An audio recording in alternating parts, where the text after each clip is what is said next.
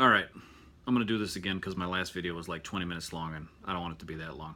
I'll keep it real simple as I can. Kickstarter is the superior crowdfunding website over Indiegogo. The difference between Kickstarter and Indiegogo is that Kickstarter they can only pledge for one reward. Kickstarter calls it a reward. Indiegogo calls it a perk. Kickstarter they can only pledge for one. So if they want more than just what they're pledging for in that reward, then you have to make what's called an add-on chart, and then they have to do the math and send you the appropriate amount, and they can send you whatever they want in addition to what the reward costs.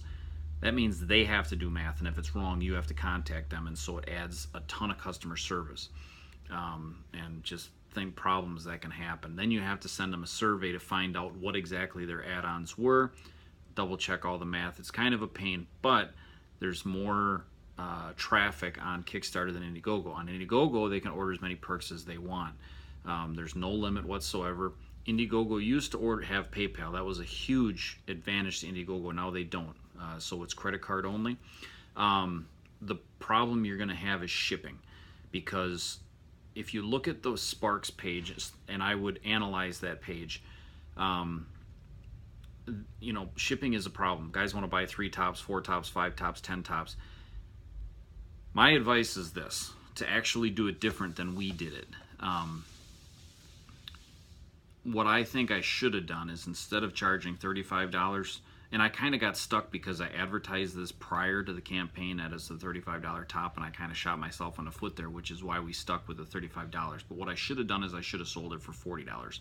$40 and free shipping for domestic, and $10 free shipping, or $10 shipping international.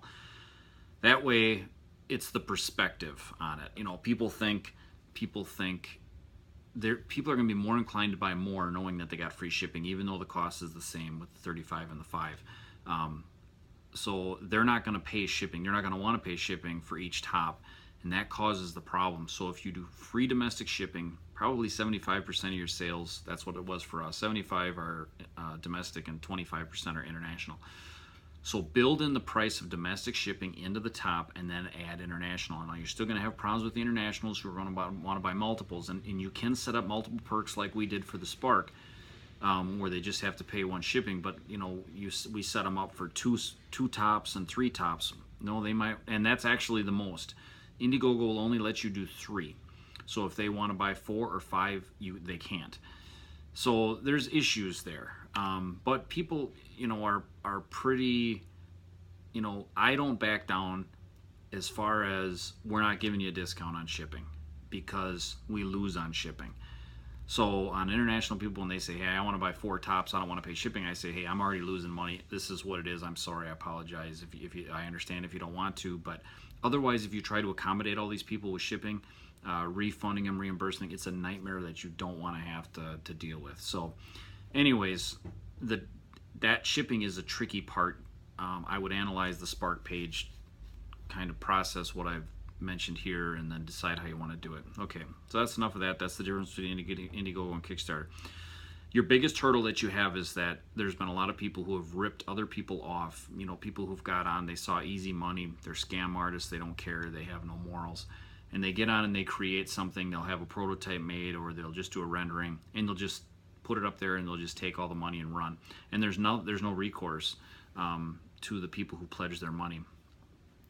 So that's the problem, is all these shady people have really ruined the beauty of crowdfunding and the trust that is there. So as a new person to crowdfunding, it's going to be very difficult for you to overcome that. And as time goes on, it's going to be more and more difficult, because there's more and more people getting hosed out there. So if something doesn't change, if crowdfunding doesn't have recourse for these people, crowdfunding will just go away eventually because of this.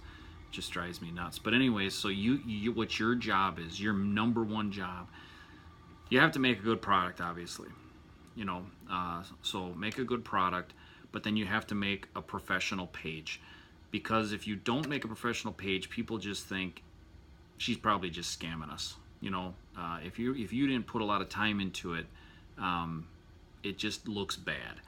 So a really well done page with a really well done video. That's my advice. The videos cost money. Ours are, anywhere from $600 to $800, maybe $1,000, but to me they're worth it. You're gonna lose a little profit there, but in the beginning it's about earning trust, and then you can build upon that with future campaigns. So that's my advice. Really, that will help them, put them at ease. If you've really put a lot of time, make sure you grammar check everything. Your pictures are very well done. Your video is very well done. The project itself is very well laid out. You're there for them if they have questions. When they ask questions, post questions, you're there for them. This is going to take time. I would advise you to take at least a month, a minimum of a month, to get all this ready. It's way more work than what you think in the beginning. And honestly, as a first project, I would say 2 months. 2 months to put it all together. Just do everything right. Take your time. Don't rush it. I know it's the first one, but you're establishing yourself, and first impressions are huge, and people will just ignore you if you don't do a good job right out of the gate. So very, very important for you to really make this first one very, very, very professional. And you got to have people. I have a graphic artist, I have a videographer, I have an author, and so we go through, and then I have a whole group of people that I run my campaigns past, people that I trust, friends, very intellectual people that look at everything and they're like, here, tweak this, tweak that, this isn't right, all that, because you want it to be perfect. So it is a pain in the rear end, but it's worth it. So that's a big part of it. And then here's the next thing. You are an established maker already. Use your feedback. You have people in your group, you have people that love you, who are, big fans of your stuff. Use that, because you need to put new people at ease that they can trust you and buy your stuff. And so the more you could do, if you could do a video, because you can do YouTube videos inside of your campaign. If you could do a video feedback of people that sent you, you could have them send it in, get a free top if you send in positive feedback or any feedback, whatever. Put it together in a video, put that in there.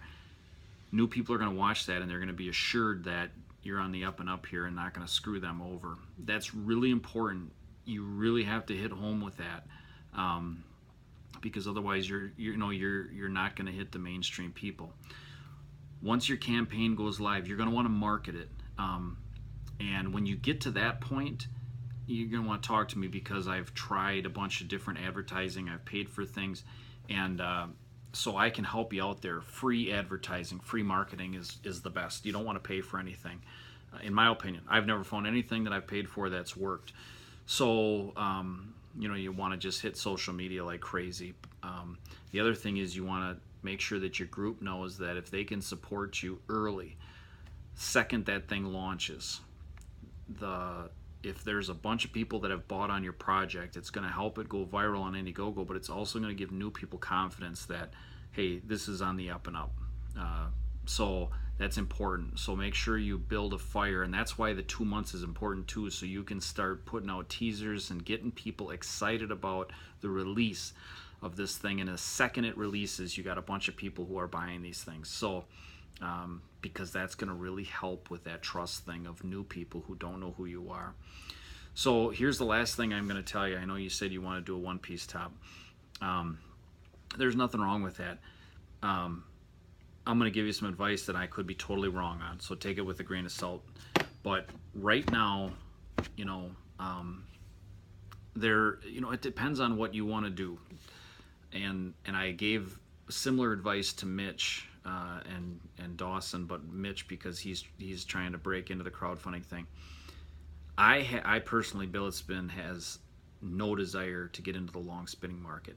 There is a huge opportunity right now, huge, to have a company that's Forever Spin or Billet Spin size in the long spinning market.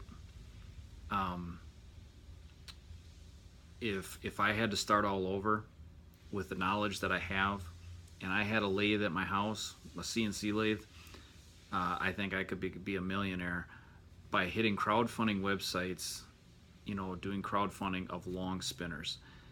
selling them at a good price, 20 to 30 minute spinners at $100 to $125. There's a huge market for it, and nobody is doing it right now. You know, Dawson and Mitch did it. You know, I love those guys to death. There was definitely some missed opportunities there. But you know, so, and that was a mini too, you know. So it's different, and that really wasn't, I wouldn't necessarily call that a long spinner. But anyways, if you want a home run, my opinion, and you know, might do with it whatever, do with this advice whatever you want, tell people whatever, but there's a huge market. Forever Spin is got their own niche thing. We've got our own niche thing. We're not long spinners. We make complicated, more art things than function. There is a niche for long spinners right now, and you know 99% of new people that get involved in this are all, I mean, I get emails, hundreds of them. Oh, you know, I mean, I wouldn't even lie if I told you daily messages and emails, people wanting performance. That's what people want. And if you can figure out a way to do it, which you can, for an affordable price, my gosh, you would sell more than you know what to do with. So anyways, that's just, you do with it whatever you want. That's just, you know, it would be neat to see a friend, somebody, a good person, and you're a good person, really just run with this, and it could, I mean, I couldn't even, it would be unbelievable. If it wasn't for me and the main company here, and I was out on my own, yeah, I think it'd be pretty crazy what could be done with this. But anyways, enough rambling. Hopefully that answers. That's a good start. There's so much more, but that should get you up and going. If you have any questions whatsoever, I'm totally an open book with this stuff. I have nothing, you know, that I keep secret about this. So if there's any way I can help, let me know. I wish you good luck. And if you don't follow my advice, that's okay too. It's just my opinion, and it's not going to hurt my feelings. You do whatever you want with it. So anyways, have a great night.